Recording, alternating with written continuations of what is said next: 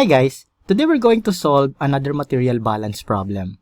So since we already solved a lot of problems in material balance, I think it's the right time to check how much you can apply dun sa mga lectures and solve problems na ginawa na natin. So we're going to read the problem here and show you the diagram, and then you can pause the video and try to solve the problem on your own. In order to be able to solve problems in material balance in chemical engineering, it is important that we learn how to analyze problem and solve the problem on our own para rin makagain tayo ng confidence whenever we have an exam or quizzes. Well, this problem is quite different dun sa mga binigay nating sample problems earlier because really it's going to challenge you in how to analyze a particular problem. Okay, so first let us read our problem. The raw feed to a sulfur removal process contains 15% weight of CO2, 5% weight of H2S, and 1.5% CO, and the balance is CH4. The original absorber design placed a maximum flow rate limit of 80 kg per hour. The product stream of the whole process contains 1% H2S, 0.3% CO, and the balance is carbon dioxide and methane. Any feed flow rate in excess of 80 kg per hour is bypassed. The absorber absorbs hydrogen sulfide and carbon monoxide only. If the fresh feed to the unit is 100 kg per hour, find the flow rates of the product streams. So, ito yung ating diagram for this problem. So, you can pause the video and try to solve the problem before we proceed with our solution. So, take your time and good luck. Alright, so nakuha mo ba yung tamang sagot sa ating problem? If yes, then congratulations. Pero kung hindi naman, don't worry because we're going to solve the problem now. Alright, so makikita natin dito sa ating diagram that given na ang flow rate ng ating feed which is 100 kg per hour and given din yung mass fraction ng ating mga components. Okay, so ano ba yung hinahanap natin dito? So, we need to find the flow rate of the product stream. So, therefore, ang kailangan lang naman nating makuha is itong flow rate ng M6 and itong flow rate ng M4. Okay, so those are our only requirements, no? So, meron tayo ditong M1, M5, but we don't really need to get these values. Ang kailangan lang natin is makuha itong M6 and M4. So, as you can see, yung problem natin dito, meron tayo ditong bypass, okay? And our feed is going to our absorber. Okay, so although it looks really complicated dahil meron tayong bypass dito, but if you analyze the problem, you will realize that this can be solved just by doing overall material balance and overall component balance. And I'm going to show you that now. So if we do an overall material balance, makikita natin that ang pumapasok lang naman sa ating system is itong 100 kg per hour at ang lumalabas is itong M6 and M4. So therefore, for our overall material balance, we have 100 is equal to M4 plus M6. So let's say that this is our equation number 1. Because we're going to use this later on. Now, if we're going to do an overall component balance, sa palagay ninyo, ano yung magiging pinakamadali para makuha kagad natin yung mga values natin? If we do a component balance involving CH4, dahil meron tayong CH4 dito at wala naman tayong CH4 dito, so therefore, kapag nakuha natin yung value ng CH4, we'll be able to get yung value ng M6, right? Pero we need to understand that on this particular stream, itong ating M6, meron tayong dalawang unknown dito, no? We have CH4 and CO2, and we don't know the mass fraction of that. And since we have 4 components, we need to do an overall material balance involving H2S and CO as well. And the problem is that hindi natin nga alam itong CH4 and CO2 sa ating M6 and hindi rin natin alam yung H2 H2S and CO dito sa ating M4. I think if you try to solve the problem, you will see that it is very complicated kapag nag-perform tayo ng overall component balance with CH4 and CO2. Okay, so the right way of solving this problem is considering the overall component balance for H2S and CO. Okay, because as you can see, dito sa ating stream 1, alam natin exactly kung ano ang flow rate ng ating H2S and CO because we know the flow rate of our feed. Okay, so using that, you will be able to get yung exact value na. Dito naman sa M6, alam din natin yung mass fraction ng H2S and CO. So, it will be easy to determine that by multiplying that to M6, no? So, dito naman sa M4, meron tayong H2S and CO and we don't know the mass fraction of that. Okay, so we're going to use component balance, okay, overall component balance with H2S first, no? So, let us do overall component balance. Okay, so let us start with H2S, no? So, H2S balance muna tayo.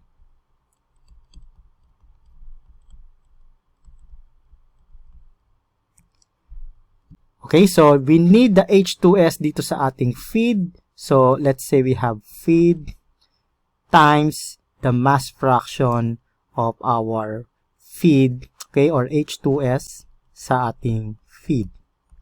And this is equal to the H2S dito sa ating stream 4. So, that means we have our flow rate in M4. Okay, so we have M4 here. Times the mass fraction of H2S. So, H2S, X H2S. X means the mass fraction, no, ng ating H2S. And we need to identify which stream. So, this is in M4. Then, plus the H2S in our M6, no. So, okay, so we need to get the mass fraction of our H2S in our stream 6. Okay, so we know our feed, which is 100, times the mass fraction of H2S, which is 0.05. So 0.05. This is equal to M4 is still unknown. And then we don't know the mass fraction of X H2S at M4. Then plus M6, the mass fraction of H2S in M6, which is 0.01. Okay. Okay, so 100 times 0.05, so this is just equal to 5 times M4 X H2S at M4 plus M6 times 0.01. Okay, so let's say this is our equation number 2. Now, let us do another overall component balance. And this time, we're going to get the carbon monoxide, no? So, we have CO balance. Okay, yan ang next natin. We have CO balance. Okay? So, in order to do that, we need to get the CO in our feed. And this will be equal to the CO in our stream 4. So, M4 times XCO in M4 plus M6 and our XCO in our M6. Okay? So, X are the mass fraction, no, or the weight fraction ng ating mga components. Alright, so yung feed natin, we know that it is equal to 100. Then the mass fraction of carbon monoxide sa ating feed, which is 0.015. No, nakita natin dito. So 0.015. This is equal to M4 is still unknown. And then we have XCO M4 plus M6. And we already know the value of XCO M6. Now we know the mass fraction of CO here, 0.003. So we have 0.003. Alright, so 100 times 0.015 is equal to 1.5. And this is equal to M4 times XCO M4 plus M6 times 0.003.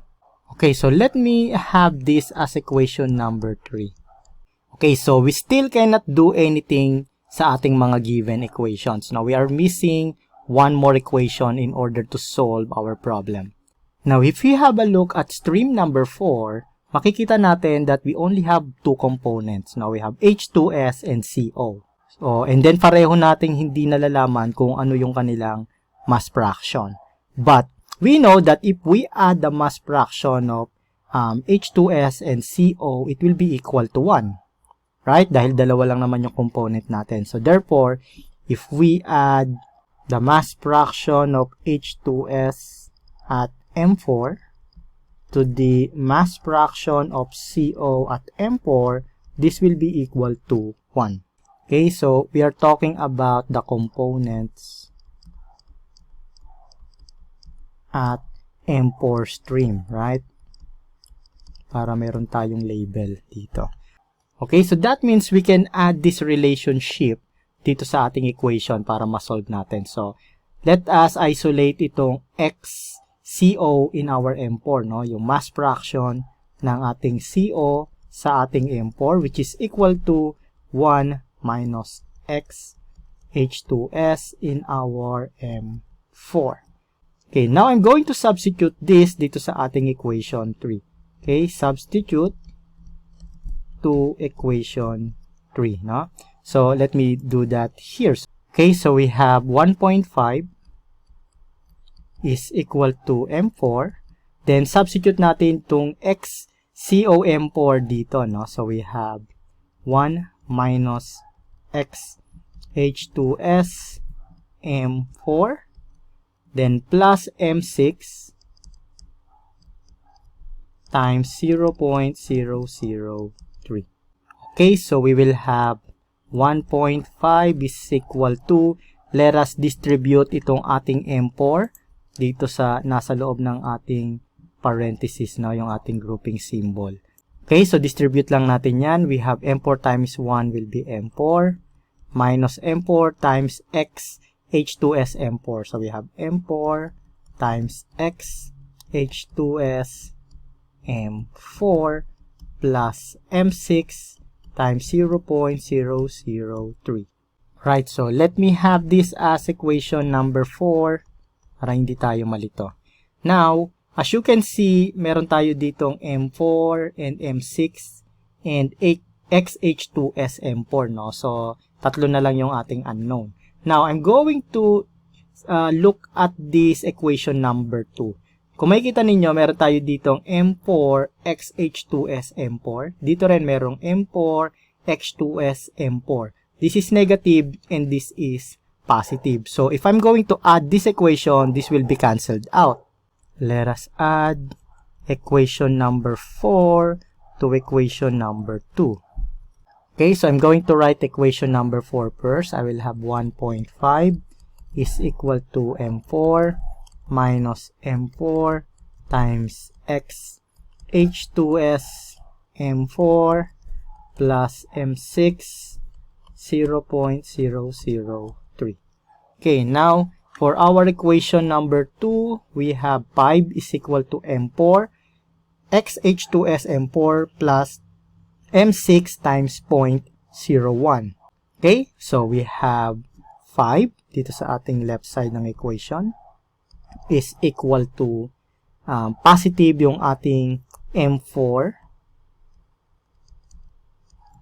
XH2S M4. So, I'm just aligning it, no, dito sa ating mga terms ng ating equation number 4 para madali ang ating pag-add. Then, plus M6 times 0.01. Okay? We're going to add this.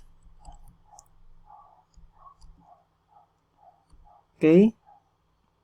So, as you can see, meron tayo ditong minus M4 X H2S M4 and positive M4 X H2S M4. So, this will be equal to 0. Right? So, dito sa left side ng ating equation, we will have 1.5 plus 5. So, 6.5 is equal to M4. Then, plus, we have 0.003 M6 times 0.01 M6. So, therefore, we have here 0.013 M6. So, I'm going to remove the parenthesis para mas malinaw siya. M6. Okay, so now dalawa na lang yung ating unknown, M4 and M6. This time, we can use our overall material balance, our equation number 1, which is 100 is equal to M4 plus M6. Okay, so equation number 1, okay, from equation number 1, we have 100 is equal to M4 plus M6. Okay? So, if I'm going to substitute one of these dito sa ating nakuhang equation dito, we're going to solve our requirement, no? So, let's say I want to solve for M6. So, therefore, our M4 is equal to 100 minus M6. Then, substitute that dito sa nakuha natin sa itaas. So, we will have, let me write that first. Substitute to our equation. Okay, so we have 6.5 is equal to, our M4 is equal to 100 minus M6 plus 0.013 M6. Okay, so 6.5 is equal to 100 minus 1 and positive 0.013, no? So therefore we have here 0.987 M6. Okay, so we're going to transpose our terms, no, para ma-isolate natin yung M6. So we have 0.987 M6 is equal to 100 minus 6.5. So, our M6 is equal to 100 minus 6.5 divided by 0.987. So, therefore, we can get the value of M6, which is, okay, let's use our calculator. We have 100 minus 6.5 divided by 987. So, we have 94.73. Okay, 94.73. So, ano nga ba yung unit natin? Kilogram per hour ba? Yes, kilogram per hour. So, we're going to write that here. Kilogram per hour.